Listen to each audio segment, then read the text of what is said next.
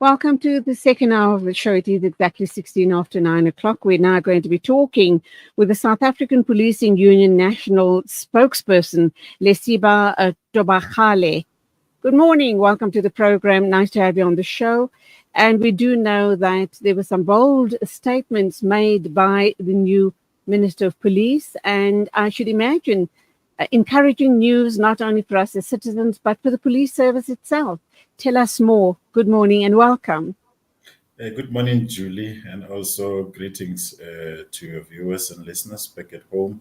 Thank you for having us. Indeed, from the view of the South African Policing Union, we clearly welcome what the Minister of Police outlined yesterday. The first thing he did was admission that indeed the crime levels are quite high in South Africa. There is some stringent measures that needs to be taken to clearly deal with the issues of crime in this country. And as we have seen, and even he touched further on the issue of the police killings, and we clearly welcome what he mentioned, that indeed he raised our long-standing position that we've been on as a principle now, that an attack on the police or killing of the police, that on its own, it is the attack to the state, because police officers are representing the state and the state has to protect them. So we are looking forward to have further engagements with him to look at how do we then protect our protectors, because police officers are then our protectors. If they are being attacked and they are being killed, then we won't have anyone to protect us. We have seen on the 14th in the Eastern Cape at night, there was an attack on the police where several of them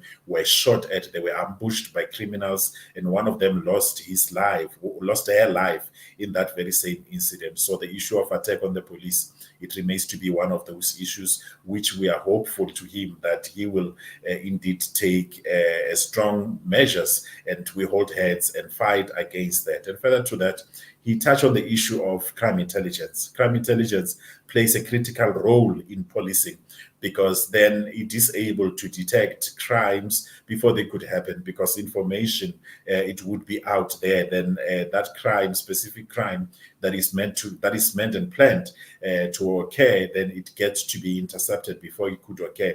But sometimes if those crimes, they happen to occur, then crime intelligence plays a critical role in tracing to find out who has committed such acts, for them to be arrested, and the rule of law to take its course. And we welcome the capacitation of crime intelligence, because we know as it stands, they are under-resourced as crime intelligence. They need more budget.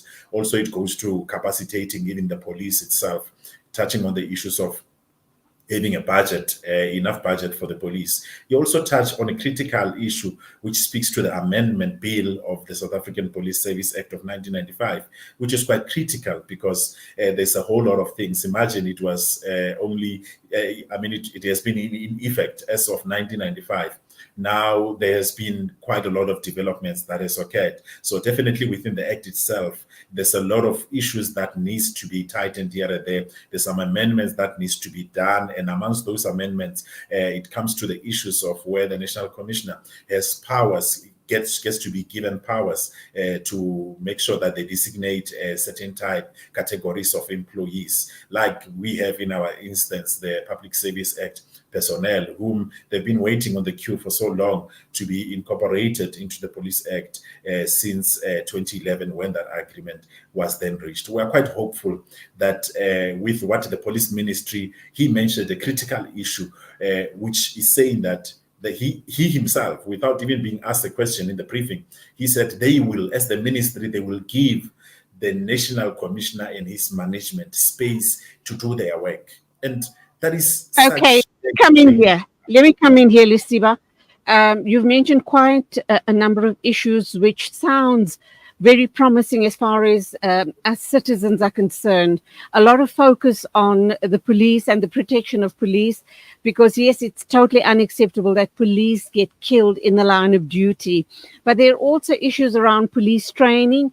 Are they being adequately trained? Are there going to be resources available to make sure that we have the right people, that they follow the right criteria to enter police service? And what is the minister talking about? Has he mentioned police corruption? Because that's a huge issue regarding crime in our country is concerned.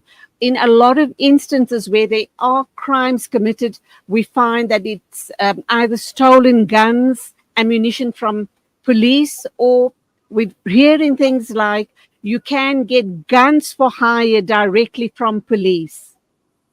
Yeah, touching about the police training, he touched about, the capacitation of the South African police services in the longest time. And we have seen that for the past 2 years, there was quite capacitation where there were 10,000 new trainees who were coming into the police who get taken through the basic training.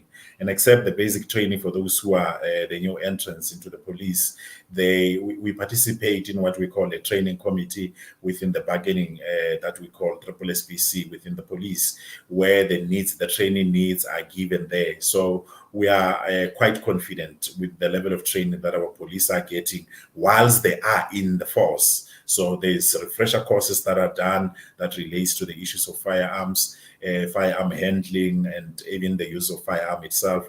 And also when it comes to other areas like domestic violence and anything else that has to do with policing. There's what we call a ROC course that detectives go to for a period of around 4 months, where they go there to be equipped mostly about investigations and so on, which is one of those courses that are quite high esteemed. So the level of training, we don't have a doubt on it. That our members, they keep on getting adequate training. Those who are coming in, they get trained for the new entrance training, and those who are in, they keep on getting in-service training and even other trainings with other external institutions when it comes to the cooperation they have. Touching on the issue that you are touching quite importantly about the issues of resources.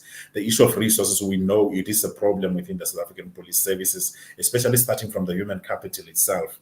The human capital itself, that we don't have enough police officers. When we are looking at the population of South Africa, we just went above 62 million as it was declared by State SA late last year. And when we look at the number of police officers that we have quite close around 179,502 police officers within the South African police services, and vis-a-vis that population, then it means that we need more police officers to be added. And coming to the physical resources, because our community members, some of them, when they call police stations, they say that they get to be told that there are no patrol vans that are there. So that is why today, as the minister will be tabling his budget speech starting now at 10 o'clock, we are hopeful that they will be able to make sure that they prioritize the issue of resources. That is what we are expecting from the ministry, to make sure that the issues of patrol vans, the issues of any resources that the police need to fight crime, that they would be able to make reservations for those, so that, and remember, the police vehicles, they work day and night. When there is one shift that started in the morning, when they go out, there will be another one that comes in, and so on. So it is a 24 hours, 7 days, 365 days a year type of a service. So the vehicles also, they need to be serviced. There's a whole lot of issues that arise there. So to make sure that there's enough resources so our communities can be served. Touching on corruption, I think we need to be outright as an organization that we don't condone any form of corruption. We also condemn any form of criminality or corruption that can be conducted by any law enforcement officers. That is our position as an organization. And when it comes to that, he also mentioned he was quite strong, the minister, when it comes to the issue of corruption. And we are saying that dealing with criminality and rooting out corruption, it has to go across all the ranks, starting from the lower rank to the highest rank within the South African police services, because all the police officers, they have taken the oath to serve and protect in terms of the constitution, their mandate. So one has to make sure that they serve without any form of reproach. Okay, so then to wrap up, are you comfortable? Are you encouraged by all of these statements that have been made? And is there a specific department where people can whistleblow regarding corrupt police officers? Is there a number or a particular place where the general public could go and whistleblow on corrupt cops? Yes, SAPS has a WhatsApp line that the members of the community can use. One can check it around their social media pages. I think it is there on Facebook and also on Twitter.